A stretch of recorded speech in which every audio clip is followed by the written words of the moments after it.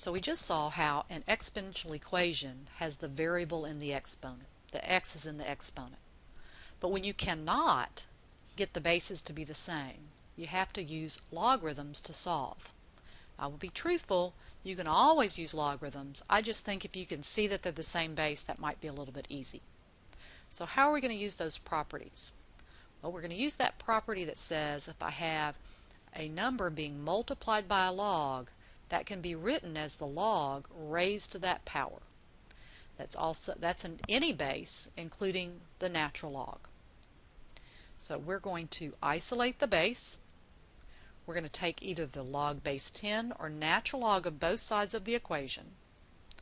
Then we're going to use that log property right here to rewrite the exponents as coefficients, meaning we're going to take this exponent and move it down in front.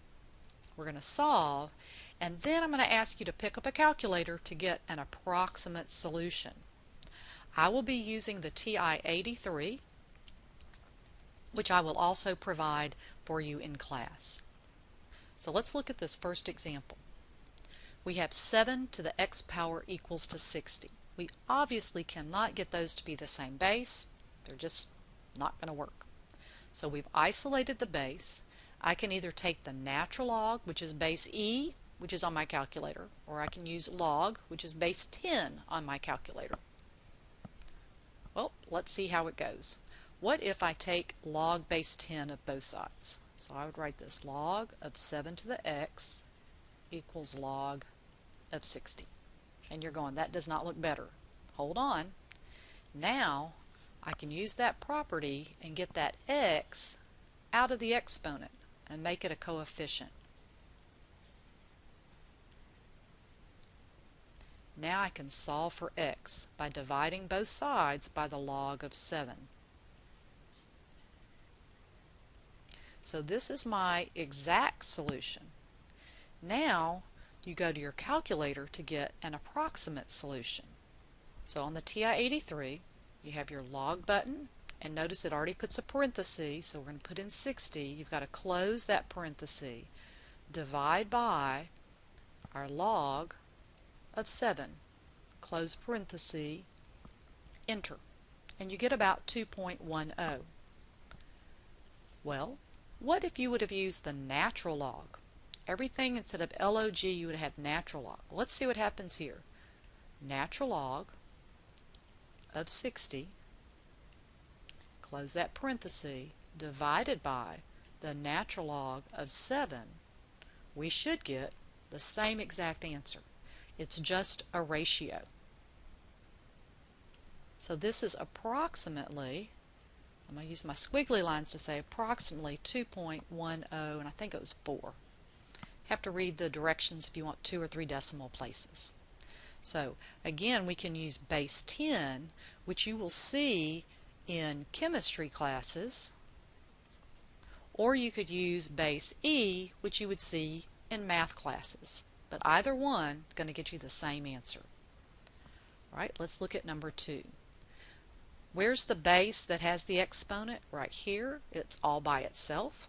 So this time I'm going to use the natural log. And this is the whole exponent. So I'm going to use that property. The whole idea of using the logarithm is to get the exponent not to be an exponent.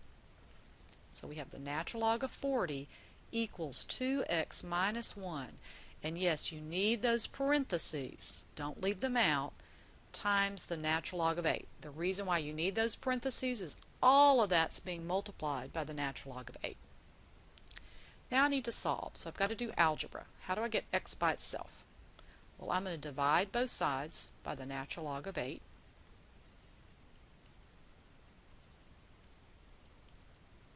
And let's stop right there. The natural log of 40 divided by the natural log of 8 does not equal to the natural log of 5. You cannot just divide those numbers. Okay? Be careful. So now how do I get x by itself? Well, I would add 1 to both sides. That's 2x. How am I going to get x by itself? I would divide this whole thing by 2.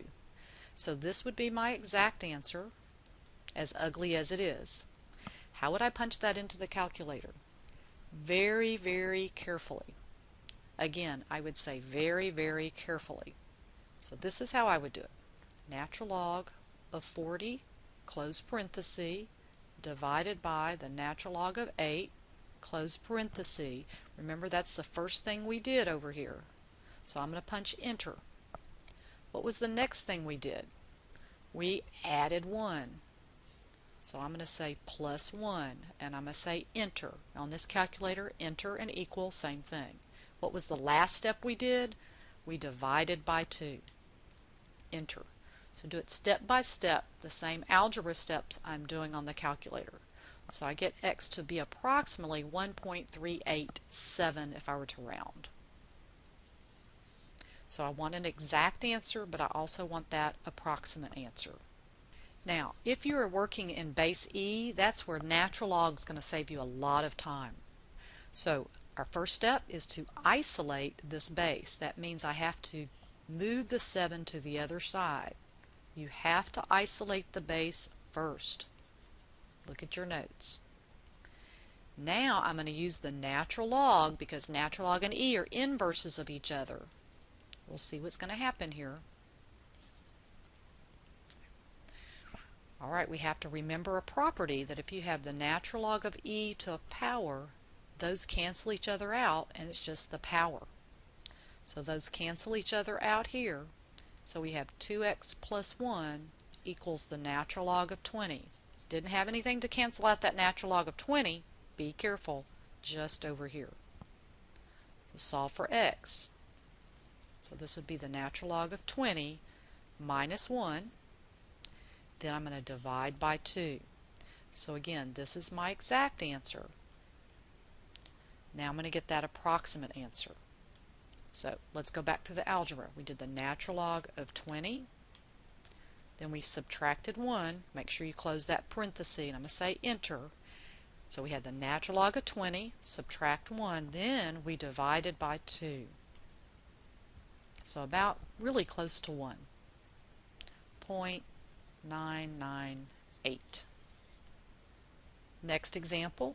We could use LOG if you want to, or we could use LN. I'd say pick one and stick with it, and I would choose LN just because if you ran into E, it's going to cancel each other out.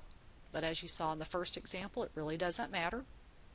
So here we have to isolate that base, so that 11 has to go to the other side by subtracting it. Then I'm going to take the natural log of both sides. Now here, that doesn't cancel. So I have to use that property by bringing that in front. Needs to be in parentheses. Now I can start isolating x. So I'm going to divide both sides by the natural log of 5. So at this point, you should have your calculator. Punch in the natural log of 24. Divide by the natural log of 5. Punch enter. What's the next algebra? I'm going to subtract 3. So on your calculator, you'd subtract 3, punch enter, and then, since that's a -1, I'm going to have to divide this by -1 to solve for x. So yes, that's ugly, but that's okay. That's an exact answer. Another way of writing it, when you divide by negative, it changes all the answers. It changes all the signs. But I'm just going to leave it like that. Again, on my calculator, natural log of 24, close parenthesis, divide by natural log of 5, enter, subtract 3, enter, divide by -1, or you could just change the sign, and it'd be about 1.025.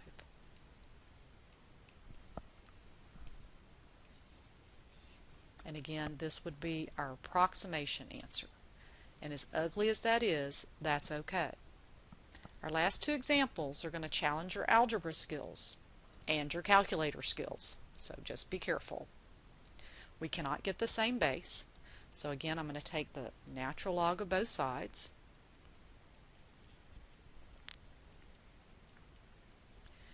bring those exponents down in front.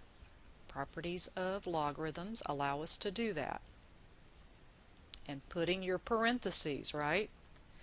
Now at this point we have x's on both sides. That's what causes the problem. So we need to get x's on one side and numbers on the other. How can I do that? Well, let's distribute. So this is multiplied by both of those. That's multiplied by both of those. So I have 1 times the natural log of 4 minus x times the natural log of 4 equals x times the natural log of 3 plus 5 times the natural log of 3. That 5 doesn't multiply by the 3, it's 5 times the natural log of 3. Now I need to get everything that has an x by itself. So this has an x and this has an x. Those don't. So I think I'm going to get my x's on the left. So I'm going to keep this one, right? So that's negative x times the natural log of 4. If I move that one over here, that's going to be minus. Keep this here. That means this goes over here and I have to subtract it. Maybe you put your x's on the right, probably would have been better because they're positive, but this is okay. So now I can factor out the x because I need to get it by itself. So if I factor out the x, yes, that's going to leave those negatives. Now since x is being multiplied by that, I can divide both sides of the equation by that. And this would be my exact answer. The challenge is, how do you punch that in the calculator? That gets difficult. So this is what I'm going to suggest. We're going to do the numerator first, then the denominator, and then divide those. Okay, so doing the numerator, 5 times the natural log of 3, close parenthesis, minus the natural log of 4, close parentheses, enter. Okay, so I know this is approximately 4.107, let's call it that, divided by, now I need negative natural log of 4, close my parenthesis, minus the natural log of 3, close parenthesis, that's all in the denominator, and that is approximately negative 2.485. Then divide those numbers and you get approximately negative 1.653.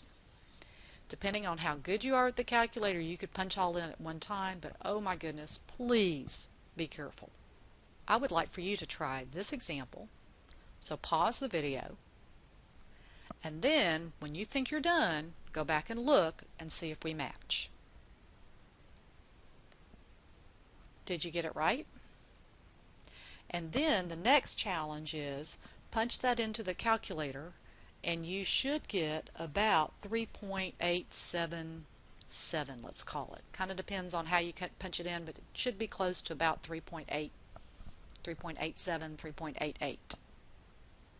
So when you have an exponential equation and you cannot get the bases to be the same, we're going to use these properties of our logarithms to solve and take those steps.